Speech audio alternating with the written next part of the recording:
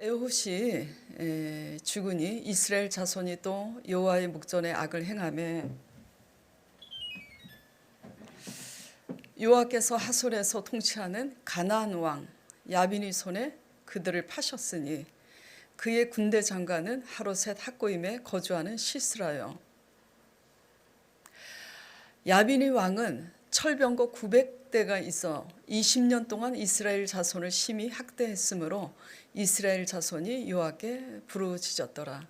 그때 랍비도스의 아내 여선지자 드보라가 이스라엘의 사사가 되었는데, 드보라가 사람을 보내어 아비노함의 아들 바락을 납달리 게데스에서 불러다가 그에게 이르되, 이스라엘의 하나님 여호와께서 이같이 명령하지 아니하셨느냐?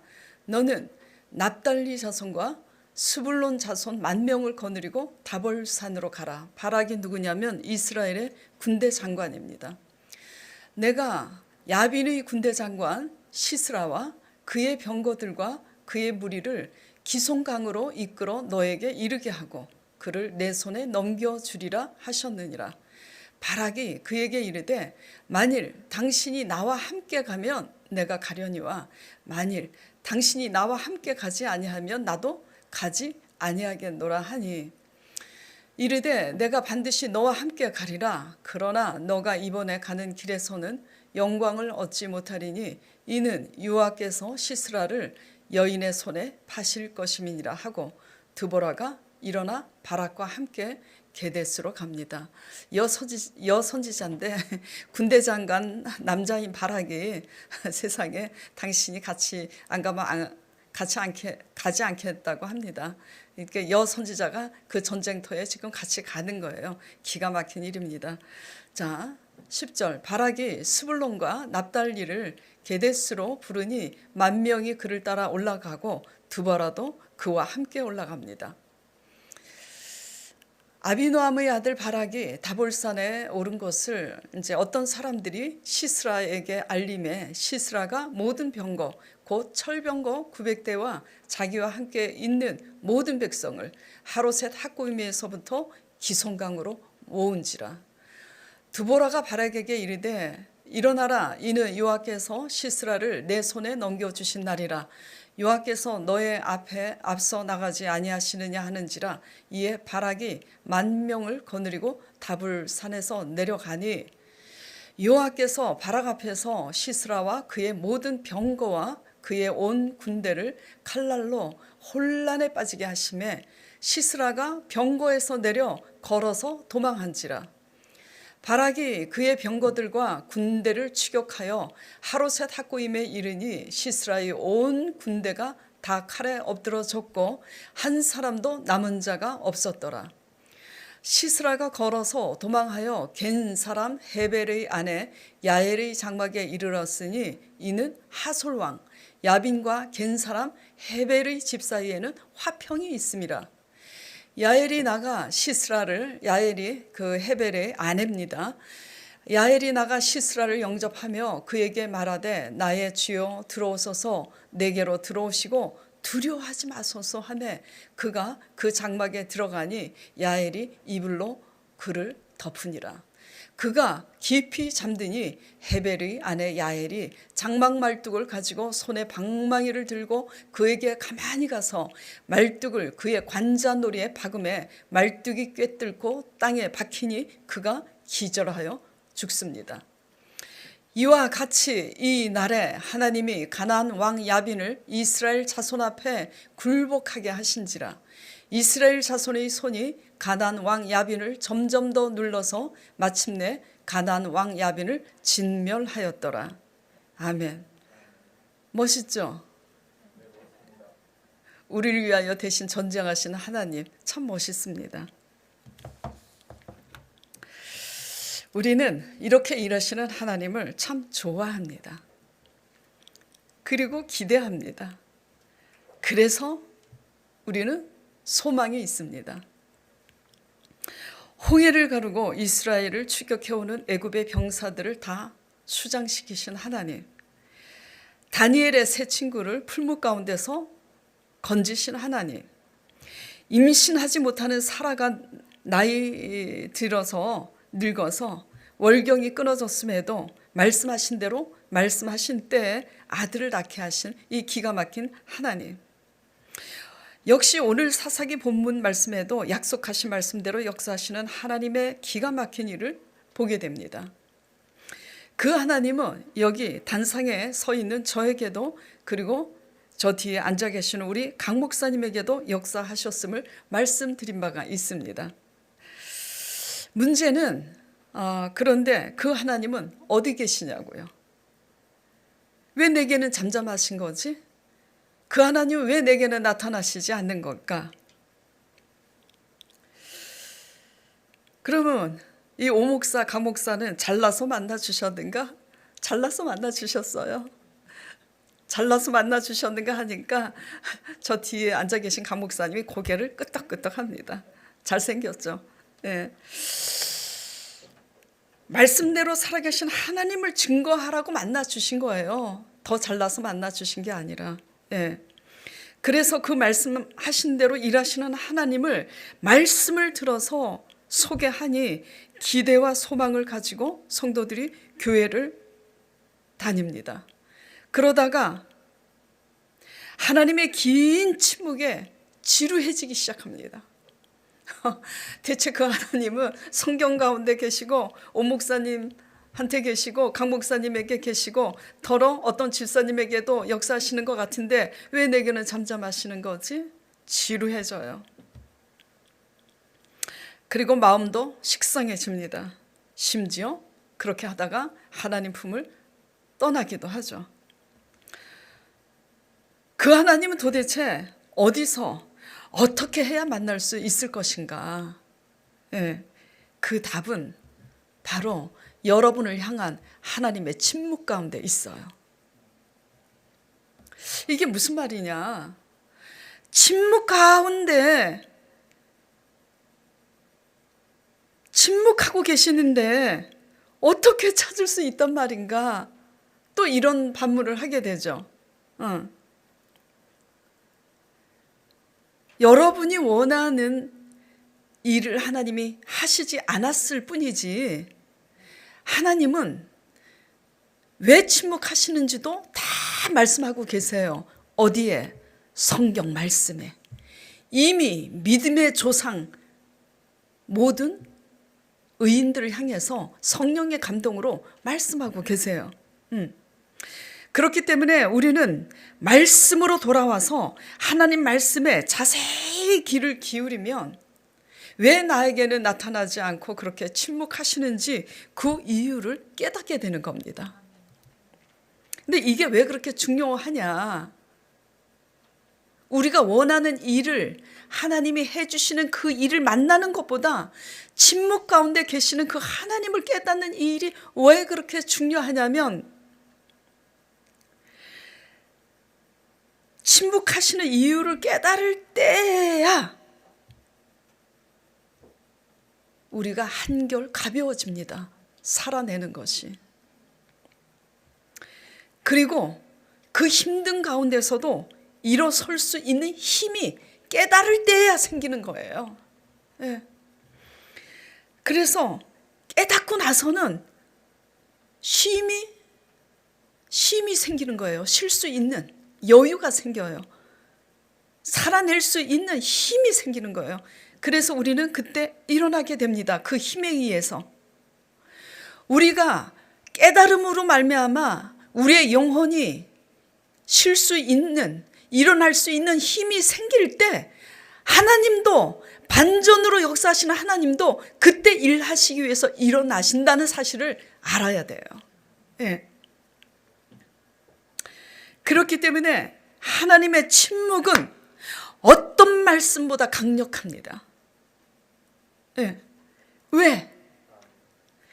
기대하고 소망했는데 하나님의 긴 침묵 때문에 사실 너무너무 살아내기가 힘들잖아요. 너무너무 버티기가 힘든 겁니다.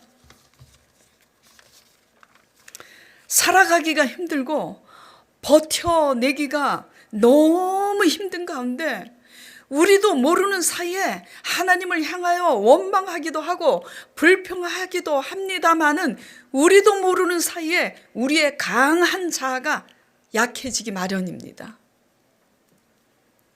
그렇기 때문에 하나님의 침묵은 그 어떤 말씀보다 강력한 힘이 있고 능력이 있는 거예요. 네. 이것은 마치 이런 거와 같아요.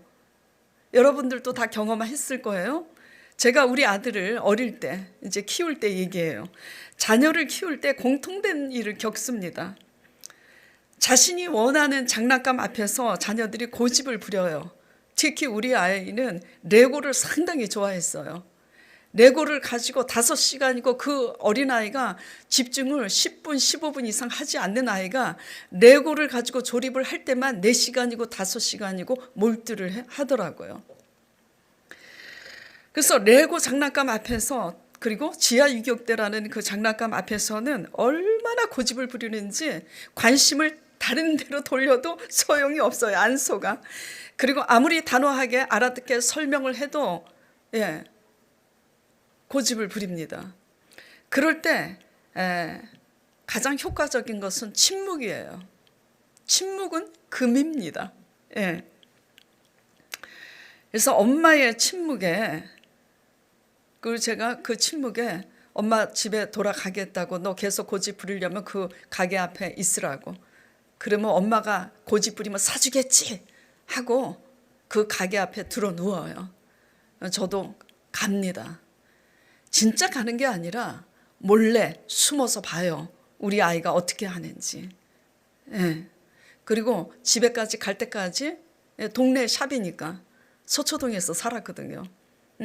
그래서 동네 샵에서 집으로 우리 아이들이 갈 때까지, 왜냐면 엄마가 안 사주고 고집 부리면 엄마가 혼자서 집에 돌아갈 거라고 했기 때문에 그렇게 해야 돼요. 그래서 우리 아이가 집을 무사고로 잘 찾아가는지 몰래 숨어서 뒤쫓아갑니다. 하나님도 우리의 버릇을 고칠 때 몰래 침묵하시면서 그렇게 보는 거예요.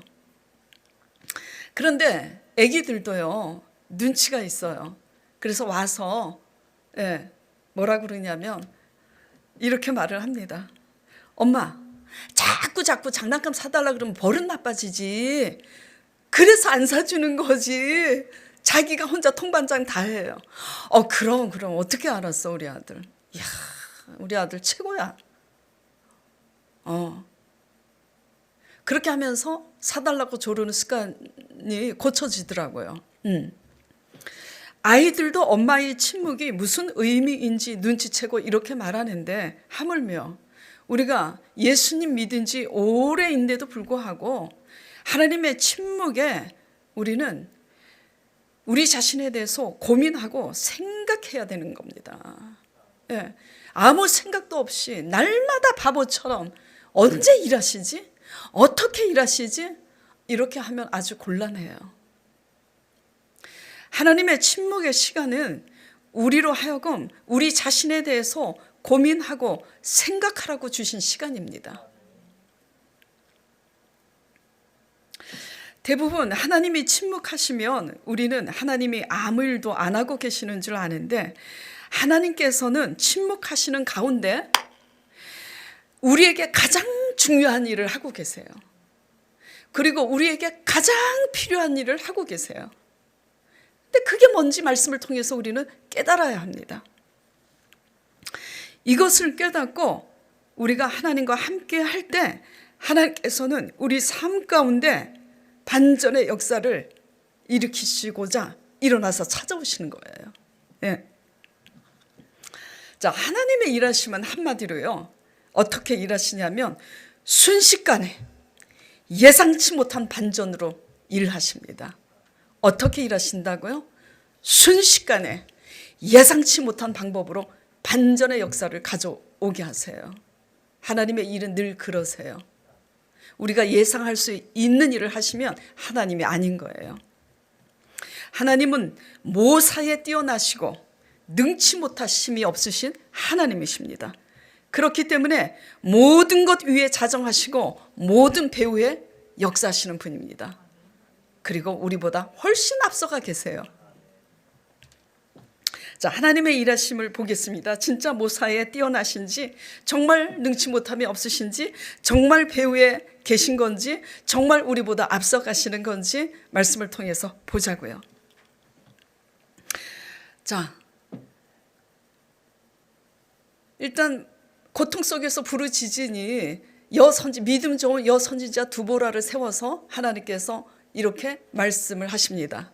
먼저 가장 중요한 것은 먼저 말씀을 하신다는 거예요. 그리고 그 말씀하신 대로 하나님께서 일을 하세요.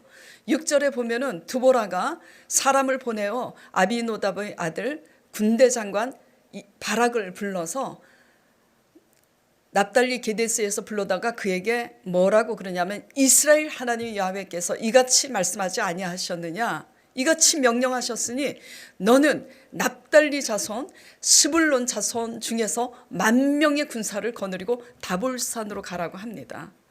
근데 왜 12지파가 있잖아요. 왜 납달리 자손 스불론 자손 중에 10,000명을 택하라고 하셨을까? 이것은 12지파 중에 가장 스스로 목숨을 걸고 싸울 수 있는 지파가 이 2지파이기 때문이에요. 나머지 몇 지파는 순종을 하긴 합니다만 자발적으로 순종하지 않아요. 시켜서 하지. 그리고 나머지 5지파는 아예 순종하지 않습니다. 왜 순종하지 않느냐면 먹고 사는 일에 급급해서. 예. 그래서 어떻든 납달리 자손과 스불론 자손 10,000명을 거느리고 다볼 산으로 가래요.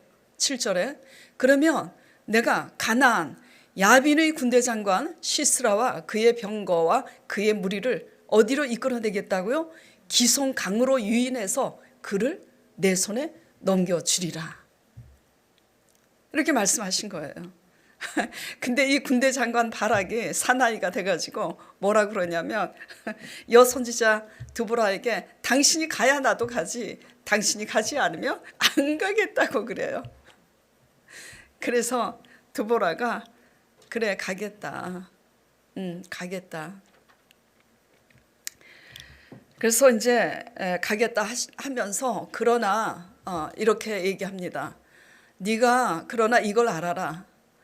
네가 이렇게 했기 때문에 내가 반드시 너와 함께 가지만 그러나 이번 전쟁에 있어서는 너가 영광을 얻지 못하리니 승리를 해도 왜? 왜냐하면 이는 군대 장관인 바락이 스스로 1대1의 관계에서 하나님의 말씀을 믿지 못하잖아요. 예. 그렇기 때문에 이는 여호와께서 시스라가 가나안 군대 장관입니다. 이 군대 장관을 네 손에 붙이지 않고 여인의 손에 파실 것임이라. 그렇게 하고 여선지자 드보라가 일어나서 바락과 함께 게데스로 갑니다. 이 게데스가 어디냐면은 가나안의 수도예요. 예.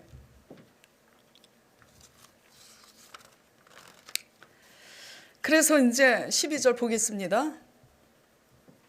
아비노암의 아들 이제 바락이 하나님 말씀대로 다볼산에 올라갑니다. 올라가니까 누군가가 이스라엘 군대 장관 바락이 다볼산에 올라간 걸 알고 가나안 시스라 왕에게 고자질을 합니다. 예. 그러니 시스라가 모든 병거, 철병거 900대를 가지고 자기와 함께 한 모든 백성들을, 군사들을 데리고 어디로 나와요? 기손 강으로 모입니다. 자, 하나님은 하나님 말씀대로 하세요, 안 하세요? 하나님 말씀대로 하는 게 장땡이야. 근데 이제 이렇게 하면 곤란해. 아니 왜 다볼산으로 가라 그러는 거지? 그리고 진짜 내가 다볼산으로 갈 때 기손강으로 나오게 하시는 걸까? 안 나오면 어떡하지? 별 걱정을 다 해. 미리부터 계산해. 그래갖고 다볼산으로 안 가면 끝인 거예요. 예. 순종할 때 예기치 못한 방법으로 어떻게 우리를 위하여 대신 싸우시는지 그때 가야 알 수 있는 거예요.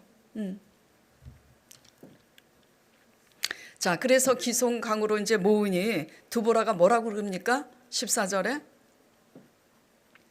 두보라가 바락에게 이르되 바라 말씀하신 대로 시스라 군대가 기손강으로 오지 않았냐?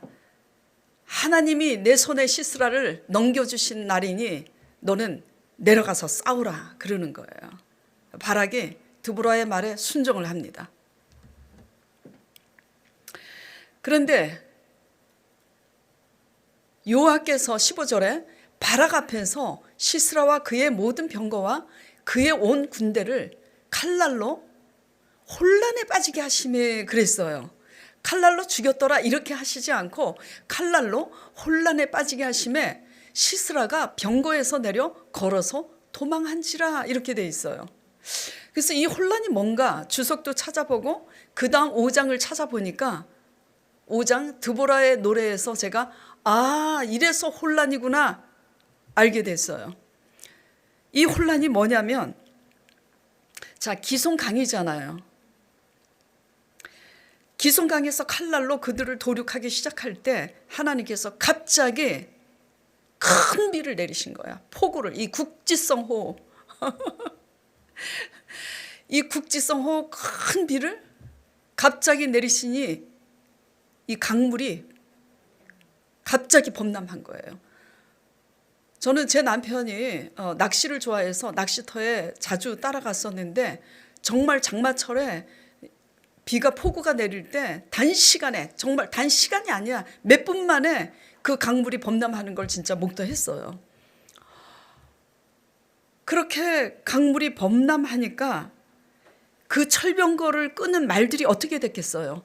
진흙탕에 그 말들의 발이 빠져서 움직이지 못하는 사이에 그 철병거 속에 있는 군사들이 빠져나오려고 하기도 전에 그냥 급류에 휘말려서 다 떠내려가는 겁니다. 그러니까 강물에 표류된 거예요. 이스라엘 칼에 맞아 죽거나 그렇지 못한 가나안 군사들은 급류에 그 철병거 900승과 함께 다 떠내려가고 만 거예요. 이것을 본 군대 장관 시스라가 철병거에서 급히 내려서 맨발로 도망을 하는 겁니다. 아시겠어요? 자, 생각했어요? 바락이 생각했겠어요? 그 하나님의 말씀을 전달을 한 믿음 좋은 드보라 여선지자가 생각했겠어요? 그 기송강에서 하나님께서 그 타임에 갑자기 폭우를 내리셔서 그 기송강이 범람해서 급류에 떠내려가게 하실 하나님의 모사를 누가 알았겠습니까? 순종할 때만 아는 겁니다. 네. 하나님은 모사에 뛰어나신 분이에요. 그리고 예기치 않는 방법으로 일하시는 분이에요. 모든 것 위에 자정하셔요. 모든 자연 위에 계시는 분입니다. 모든 코로나 위에 계시고 이 모든 코로나도 하나님이 다 주관하시는 거예요. 네.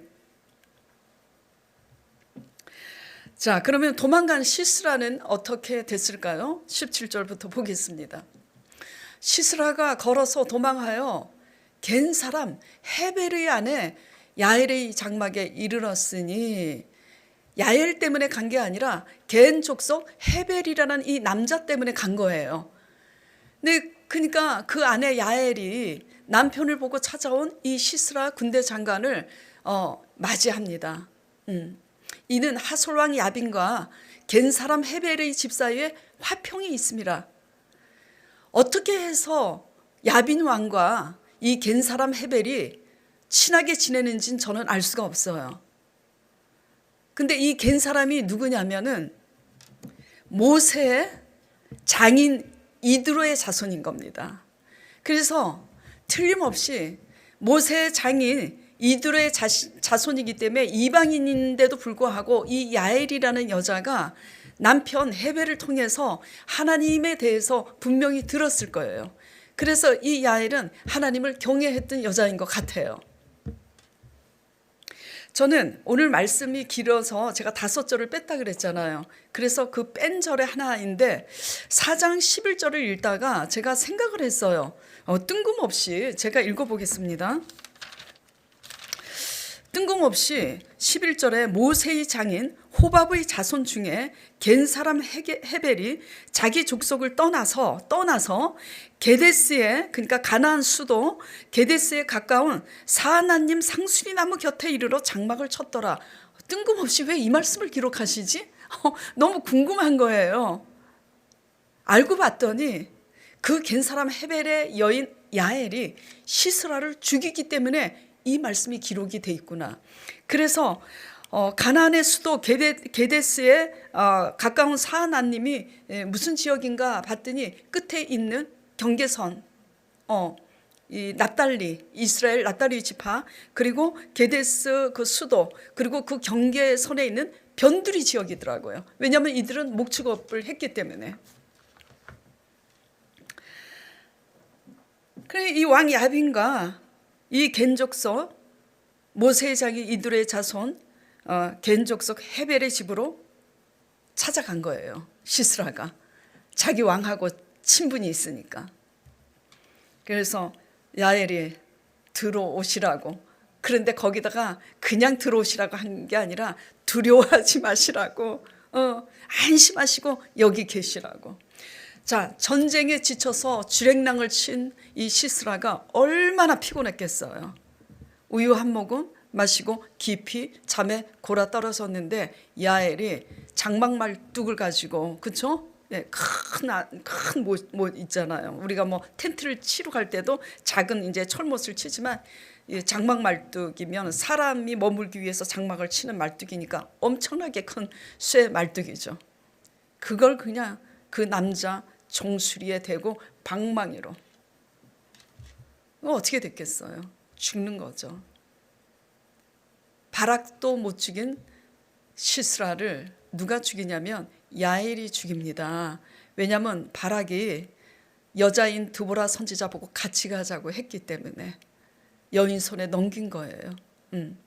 여기에서 우리가 깨달아야 되는 것은 하나님의 싸움은 다윗의 전쟁처럼 물맷돌 5개로 거인 골리앗을 이기게 하시고 삼갈에 소모는 막대기 하나로 600명을 이기게 하신 것처럼 여인의 그렇게 연약하지는 않았을 것 같아요. 힘이 좀 한임하지 않았을까 싶어요. 어쨌든 그 남자보다 연약한 여인의 손에 들린 그 장막말뚝 하나로 철병거 900승의 군대 장관을 이기게 하시는 하나님이에요. 하나님은 이렇게 일을 하십니다. 우리가 상상할 수 있는, 그래서 우리 힘으로 이길 수 있는 싸움을 하게 하시는 하나님이 아니에요. 그 믿음의 싸움은 이렇다라는 걸 창립 이래로 계속 말씀드리고 있는데 유념하시기 바랍니다. 자, 그런데요, 말씀을 자세히 보다가 그렇구나 하고 제가 깨달은 게 뭐냐면, 자, 이 시스라가 도망할 때에 도망할 곳이 비단 여기뿐이었겠어요? 다른 곳으로도 얼마든지 도망갈 수 있었을 거예요. 그런데 야빈 왕과 친한 이 헤벨의 집이 가장 다른 데도 있었겠지만 이 집이 가장 믿을 수 있는 집이었기 때문에 이 집이 있으면 그 집으로 갈 것을 알았기 때문에 이 헤벨로 하여금 겐 사람 헤벨이 자기 족속을 떠나서 가나안 수도 게데스에 가까운 변두리 마을로 가게 하신 거예요. 아멘? 네. 하나님은 세밀하고 치밀하시고 말씀하시기 전에 미리 앞서가 계시는 분이세요. 네. 저는 그래서 그래서 이 말씀이 여기 있구나. 이사를 먼저 딱 시켜놓고 다 준비해놓고 그리고 바락에게 말씀을 하신 거예요.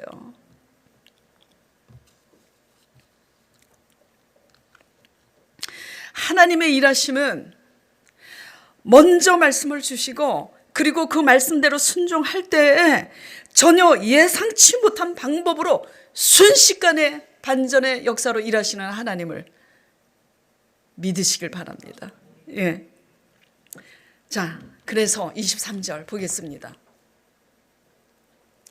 이와 같이 하나님이 말씀하신 것과 같이 이 날에 하나님이 가나안 왕 야빈을 이스라엘 자손 앞에 굴복하게 하신지라. 아멘. 예. 시스라 군대 장관이 야엘 손에 죽었으니 이제 군사들도 다 죽고, 그러니 가나안 왕 야빈이 항복할 수밖에 없는 거죠. 예. 하나님은 이렇게 일하시는 분이세요. 오늘날도 저와 여러분에게 이렇게 일하시는 분이십니다. 자, 그런데 그래서 이렇게 사사기 4장 반전의 드라마로 늘 예기치 못한 일을 순식간에 하시는 그 하나님을 다시 또 묵상하면서 4장 말씀을 다 마치고 일어나는데 문득 제 마음속에 울림으로 다가오는 말씀이 있었어요. 그게 4장 3절 말씀입니다. 야빈 왕은 철병거 900대가 있어 20년 동안 이스라엘 자손을 심히 학대했으므로 이 말씀이 제 마음속에 울림이 되는 거예요. 20년 동안 이스라엘 자손을 심히 학대했으므로 마음이 울컥했습니다. 그렇게 순식간에 반전의 역사로 구원해내실 수 있는 우리의 하나님이 어떻게 20년 동안 참으셨지? 그렇잖아요. 하나님 아버지도 감정이 있으시고 인격이 있으신데 어떻게 그동안 참고 계셨지? 그게 너무 궁금한 거예요. 그렇구나. 기다리셨구나. 20년을 기다리셨구나. 무엇을? 이스라엘이 하나님을 찾고 부르짖을 때까지. 침묵 가운데 일하시는 하나님의 모습이 그 하나님의 마음이 느껴지면서 제 코끝이 찡했습니다. 그래요. 하나님은 침묵하는 가운데 일하시는 하나님이세요. 어떤 일? 첫 번째, 기다리시는 일을 하세요. 네. 회개하고 부르짖을 때까지 기다리시는 일. 그래서 20년 만에 이스라엘 자손이 그때야 부르짖습니다. 안 부르짖어요. 웬만하면은 다 사람 의지하지. 아무리 부르짖고 기도하라고 이 목사님들이 제가 목사니까 목사가 하려다가 다른 목사님들도 계시니까 목사님들이 단상에서 아무리 외쳐도 징글징글하게 기도하지 않습니다. 예. 20년 만에 기도하는 거예요. 여호와께 부르짖었더라. 부르짖었더라는 것은 그냥 읊조리면서 하는 기도가 아니에요. 부르짖음은 아시죠? 격한 감정을 억누르지 못해서 소리 높여 크게 외치는 거예요. 그렇게 썼다가 내가 제대로 표현하는 건가? 국어사전을 찾아봤더니 맞더라고요. 예. 격한 감정을 누리지 못해서 소리 높여 크게 외칠 수밖에 없도록 하나님은 내버려 두시는 거예요. 환난 가운데. 우리가 기다리는 것 같지만 우리가 기다리는 게 아니라 하나님이 기다리시는 거예요. 우리가 잘못된 기다림을 기다리고 있으니까 침묵하실 뿐이지 하나님이 기다리시는 거예요. 왜? 우리가 기다리는 것 회개하고 부르짖기 전에 주시면 큰일 나요. 진순 집사님이 전번에 그런 얘기 했다는 거를 제가 한 달 전인가 말씀드렸잖아요. 설교할 때. 세상에 진순 집사님이 이렇게 몸 아프신 거 알잖아요. 거동이 불편한 거 아시잖아요. 언제 하나님이 치료해 주실까 기다리다가 이제 포기하고 의사 말대로 평생 이러고 살아야 되는 거다. 그래서 제가 책망을 했잖아요. 왜 의사 말대로, 의사 말은 그렇게 잘 믿으면서 하나님 말씀은 왜 못 믿냐고. 하나님이 하시면 하시는 건데. 예. 근데 진순 집사님이 이번에 깨달으신 게 뭐냐면 나를 고쳐주시면 안 되겠구나를 깨달으신 거예요. 고쳐주시면 뭐 할 거니? 네 딸하고 너하고 사이좋게 하면 뭐 할 거니? 라는 배집사의 질문을 간증으로 말씀드렸을 때 도전받았다 그랬잖아요. 나 건강하게 해주시면 뭐 할까? 돌아보니까 하나님 나라와 의를 구할까? 돈 벌러 가겠구나. 그래서 나는 지금 치료받으면 안 되겠구나.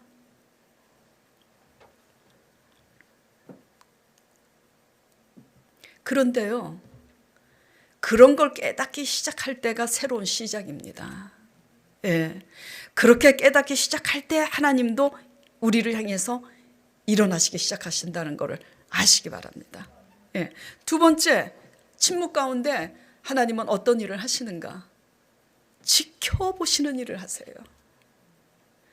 어떻게 살아가고 있는지 그냥 기다리시는 게 아니라 불꽃 같은 눈동자로 지켜보세요. 내가 침묵하고 있으니까 저 따위로 살고 있구나. 내가 침묵하고 있는데도 내게 불평하지 아니하고 다윗처럼 힘든 가운데도 구원의 확신을 믿으며 바라며 찬송하고 네가 그렇게 가고 있구나. 지켜보세요. 예. 어떤 과정을 쌓고 살아가고 있는지 하루도 빼놓지 않고 지켜보시지 않고서야 20년 만에 이스라엘이 부르짖을 때 어떻게 아시고 그때 믿음 좋은 여선지자 드보라를 세우시냐고요. 그러게 어떻게 지켜보지 않고서야 이 사나이 바락이 여선지자 드보라가 같이 안 가면 안 가겠다고 떼쓰는 그런 사람일 줄 지켜봤으니까 아시는 거 아니에요. 그러니까 드보라도 세워가지고 같이 가게 하시는 거 아니에요. 지켜보셨으니까 시스라가 누구를 신임하고 어느 집에 도망갈 걸 아시고 먼저 앞서가셔서 모세의 장인 이드로의 자손 중 헤벨의 아내 여인이 어떻게 알 걸 알고 자기 지역을 떠나 이주하게 하시는 것 아니겠어요? 예. 순식간에 벌어진 하나님의 반전의 역사는 그냥 막연하게 언제 하나님이 그런 일을 하실 거야 라고 그저 생각 없이 기다린 어느 날 일어나는 게 아닙니다. 예. 하나님이 침묵하시는 가운데 긴 기다림 속에서 긴 살펴보심 가운데서 우리의 자아가 지치고 지친 끝에 버티고 버틴 끝에 하나님 없이는 도저히 살 수 없는 그 끝에서 하나님이 부르짖을 때까지 질기디 질긴 우리의 자아의 아성이 무너지는 그 시간이 있었기 때문에 일어나는 거예요. 예. 뭐가 더 중요하죠? 긴 시간의 침묵 가운데서 우리가 어떻게 살아내는가가 더 중요한 겁니다. 예. 제가 교회를 개척하기 전에 제자 사역을 했을 때 이게 죄송합니다. 너무너무 상식 없는 사람들을 하나님이 보내주시는 거예요. 예를 들어서 이제 누가 은혜 받았다고 제게 뭐 인삼이라든지 무슨 선물을 하면 상식 없는 이제 제자가 뭐라고 그러냐면 저도 인삼을 되게 좋아합니다. 제가 화장품을 사면 어머 이 화장품 루즈 색깔 너무 좋아합니다. 결국을 내 손에서 뺏어가 그거를. 제가 줄 수밖에 없도록 그렇게 해. 근데 그런 사람들을 골라서 보내줘. 그래서 저는 제가 잘났다고 어떻게 사람이 저렇게 상식이 없지? 감사한 것은 하나도 몰라. 저는요 제가 이게 죄송한데요 순복음 교인들을 정말 싫어했어요. 순복음 교인이었지만 그래서 순복음을 떠나려고 했는데 하나님이 너 그냥 거기 있으라고 그러더라고. 왜? 제자 사역을 할 때 저는 멀리서 말씀 배우러 온 사람들이 너무 감사하고 안 됐어서 그냥 말씀만 가르치지 않고 항상 맛있는 음식을 제가 최선을 다해서 먹여서 보냈어요. 아무도 순복음 교인들이 특징이 아무도 콩나물 천원어치도 사올 줄을 모르더라고. 엄마야 이게 뭐야 방언도 하고 날마다 11조를 드린다면서 왜 이러는 거지? 그리고 결국 내가 받은 선물도 결국은 다 줄 수밖에 없도록 만드는 이 기가 막힌 능력을 가지고 있어. 그래서 다 줘요. 그래서 이제 제가 기도합니다. 그들 변화시켜 달라고. 아버지 어떻게 저런 인간들이 집 사고 안수 집 사고 저러지? 그러고 이제 그 사람들 제자 양육이 끝났어요. 그 다음에 다른 사람이 왔어. 이제는 다른 사람을 보내주시겠지. 똑같은 사람이 왔어. 얼굴만 다르고 성별만 다르지 또 똑같은 사람이 와. 상식 없이. 하나님, 내가 생전에 무슨 죄를 지었길래 이런 사람들만 보내는 거지? 그것을 수없이 반복하면서 제가 깨달았어요. 그 상식이 없는 그 사람들을 내가 품을 때까지, 그리고 그 상식 없는 사람들을 비난하지 않고 품을 때까지 하나님이 하시는구나. 직장에서 일을 하다 보면 별난 사람 다 있잖아요. 나를 괴롭히는 사람, 힘든 사람 보기 싫어서 그 직장을 그만두고 옮기면 없을 것 같죠?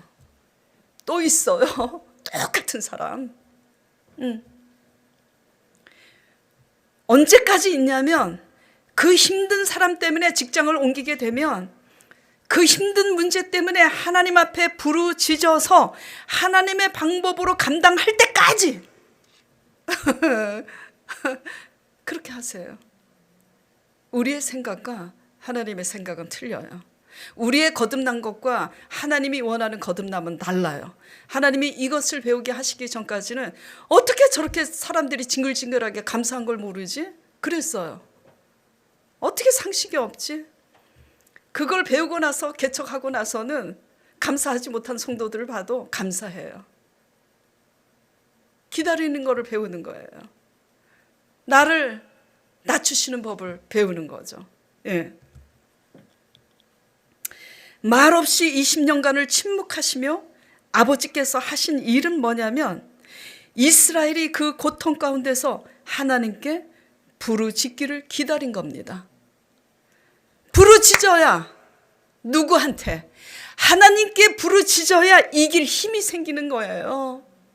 하나님께 부르짖지 않고서는 우리의 의의 잣대로서 이길 힘이 생기지 않습니다. 우리의 의로는 하나님의 의를 절대 이루지 못해요. 예. 하나님의 침묵은 매우 우리에게 고통스럽지만 그 어떤 말씀보다 강력합니다. 어떤 말씀보다 강력한 하나님의 이 침묵만이 고통 가운데서 하나님의 힘으로 살아내는 법을 배우게 되는 거예요. 그렇기 때문에 광야의 침묵 시간은 부르짖음으로 스스로 고민하고 스스로 생각할 줄 아는 시간이 되어야 하는 줄 압니다. 예. 그게 될 때까지 침묵하시는 거예요.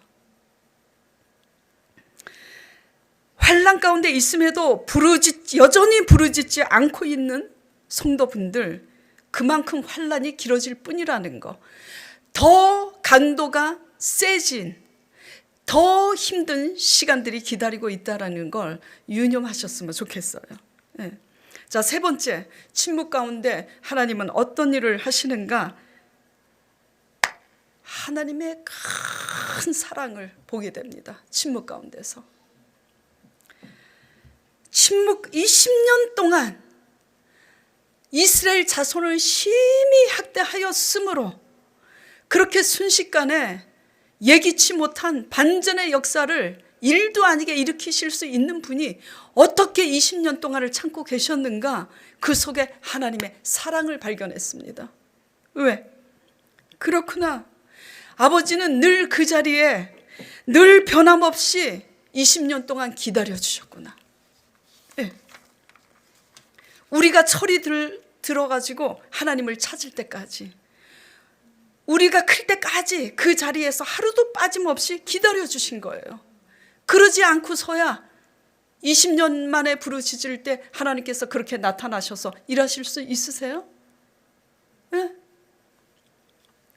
그렇게 기다려주신 하나님의 신실하신 큰 사랑이 아니었다면 이스라엘의 구원은 영원히 없었을 거예요. 이로써 깨닫게 되는 것은 우리가 바라고 좋아하는 반전의 역사보다 더 크신 하나님의 일은 바로 우리를 있는 모습 그대로 지켜보시고 기다려주시는 하나님의 그 크신 사랑이 하나님의 일이라는 것을 깨닫는 저와 여러분 되시길 간절히 축원드립니다. 예. 그리고 이 하나님을 깨달으면서 우리가 깨달아야 하는 것은 이 하나님의 사랑을 삶 가운데 우리도 똑같이 적용시켜 나가야 되는 거예요. 우리의 사람들을 내가 볼 때 못 견디는 정말 곰탱이 같고 정말 무디어가지고 속 터지는 그런 사람들을 기다려주는 사랑을 우리는 배워가는 겁니다. 그러므로 이제는 언제 일하실 거냐고 푸념하기보다 침묵 가운데서 이렇게 일하시는 아버지를 깨달음으로 인하여 주어진 삶이 어떠할지라도 주를 노래할 수 있는 신앙인이 되시길 간절히 축원드립니다. 그렇게 하나님과 함께함으로 주를 노래하는 우리가 될 때 기송강에 나타나신 구원의 하나님을 만나게 될 줄 믿습니다. 기송강의 하나님을 만나는 저와 여러분 되시길 간절히 축원드립니다. 기도드리겠습니다.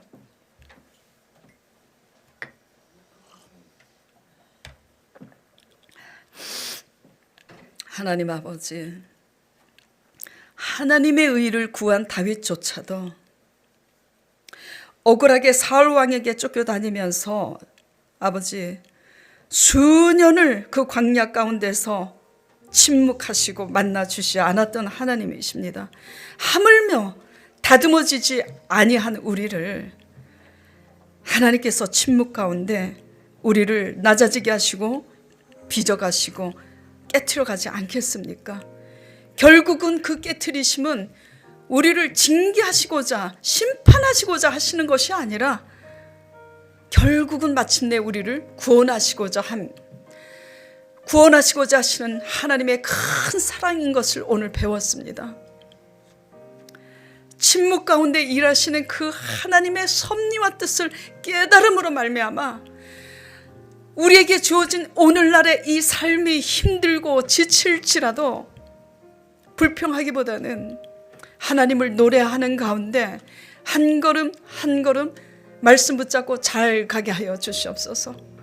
그러므로 말미암아 그렇게 갈 때에 어느 날 아버지께서 일어나셔서 기송강에 나타나셔서 대신 싸워주신 그 하나님께서 우리의 삶을 대신 싸워주신다는 것을 배우게 하여 주시옵소서. 예수 그리스도 이름으로 간절히 기도드렸사옵나이다. 아멘.